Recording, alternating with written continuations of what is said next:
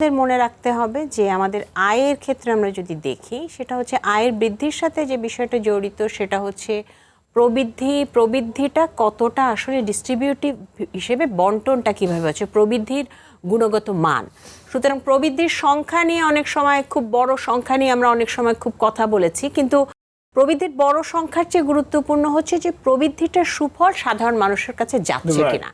সেটা যদি যেতে হয় তাহলে একটি উপায় হচ্ছে সেটা হচ্ছে কর্মসংস্থানের মাধ্যমে সাধারণ মানুষের কাছে যাওয়া। তো এই জায়গাটা একটা খুব গুরুত্বপূর্ণ বিষয় যে আয়ের বৃদ্ধির সাথে জড়িত হচ্ছে প্রবৃদ্ধি এবং সেটার মাধ্যমে হচ্ছে কিভাবে সাধারণ মানুষের কাছে সেই অর্থটা যাবে বা জিডিপির সুফলটা মানুষ পাবে। তো এই জায়গা দিয়ে যদি দেখি সেটা হচ্ছে যে সার্বিকভাবে আমাদের কিন্তু কর্মসংস্থানের যে জায়গাটা সেই জায়গাটার ক্ষেত্রে কিন্তু আমরা বড় ধরনের পরিবর্তন এখনো কিন্তু আমরা দেখতে পাইনি এবং সেই জায়গাটাতে যেটা আমরা দেখি সেটা হচ্ছে যে কর্মসংস্থানের ক্ষেত্রে আমাদের কিছু আমরা স্ট্যাটিস্টিক্স ব্যবহার করি, সেই জায়গাতে আমরা যেটা দেখেছি বিশেষ করে ম্যানুফ্যাকচারিং খাত, সেই জায়গাটাতে আসলে যতটুকু ম্যানুফ্যাকচারিং খাতে প্রবৃদ্ধি হয়েছে সেই তুলনায় কিন্তু সার্বিকভাবে আমরা যদি গত 10 বছরের হিসাবে যদি যেহেতু প্রবৃদ্ধির হিসাবটা আমরা যদি দেখি তাহলে কিন্তু সেই তুলনায় কিন্তু ম্যানুফ্যাকচারিং খাতে কিন্তু কর্মসংস্থানটা তৈরি হচ্ছে না। সুতরাং সাধারণ মানুষের কাছে সুফল যাওয়ার যে বিষয়টা।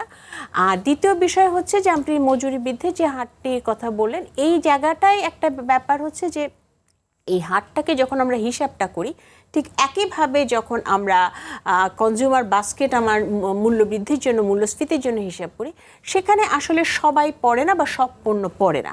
সুতরাং সেই জায়গাটাও আমাদের মাথায় রাখা দরকার।